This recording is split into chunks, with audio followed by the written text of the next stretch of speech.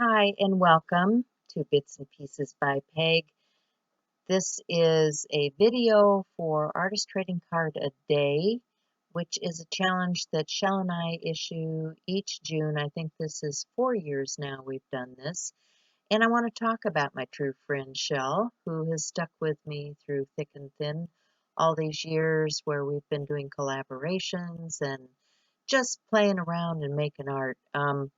It's been a lot of fun, and this is no exception, and I want to thank all those other people who've stuck it out for this month of June.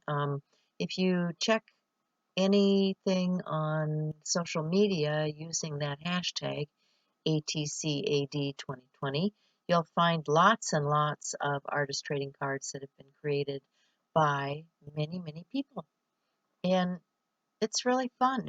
It's a great way to work that creativity into your daily activities. So today I am making a small ATC, 2.5 by 3.5, and I'm using one of my alcohol ink backgrounds. And I'm just going to cut some pieces of paper. I'm going to paper piece this one. This is a piece of paper from some of my mother's letters, hand scripted stuff I like to use. I also have some different watercolor, background paper, alcohol paper, lots of stuff laying around my desk these days. So I'm going to cut out some imagery and glue it down, and I'm going to speed this up a little bit.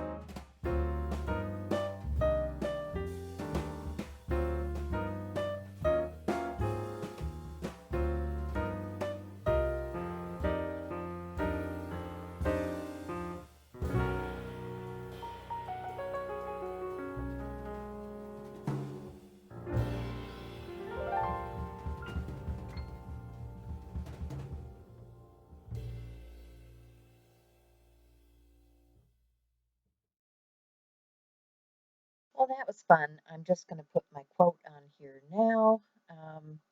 I'm using a, what do they call these, Pilot multi-ball pen.